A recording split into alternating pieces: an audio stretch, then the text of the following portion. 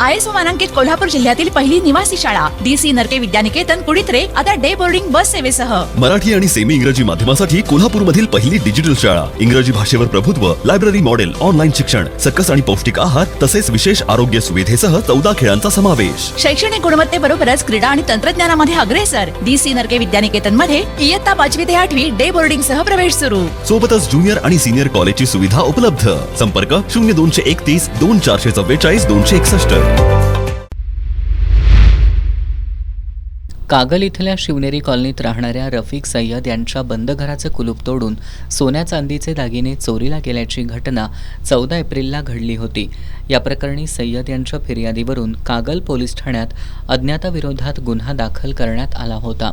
या गुन्ह्याचा समांतर तपास करताना आज स्थानिक गुन्हे शाखेच्या पथकानं सांगोला मंगळवेढा रस्त्यावर सापळा रचून कारवाई करत कोल्हापूर आणि सांगली जिल्ह्यातील घरफोडी करणाऱ्या पवन उर्फ आर्या मदोरिया आणि रोहित कुमार पाल या परप्रांतीय तरुणांना अटक केली आहे. त्यांच्याकडून कागल पोलीस ठाण्याच्या हद्दीतील 2 आणि सांगली जिल्ह्यातील आष्टा पोलीस ठाण्याच्या हद्दीतील 1 घरफोडीचा गुन्हा पोलिसांनी उघडकीला आणला.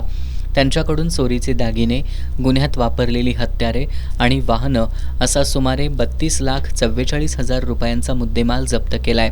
स्थानिक गुन्हे शाखेचे पोलीस निरीक्षक सुशांत चव्हाण यांच्या मार्गदर्शनाखाली सहाय्यक पोलीस निरीक्षक सागर वाघ, पोलीस उपनिरीक्षक संतोष गळवे, जालिंदर जाधव, अंमलदार महेश खोत, लखनसिंह पाटील, संजय कुंभार, सागर माने, महेश पाटील, अशोक पोवार, संदीप बेंद्रे, विजय इंगळे, विशाल चौगले, शुभम संकपाळ, अनिल जाधव, सुशील पाटील, अमित सरजे यांनी या कारवाईत सहभाग घेतला.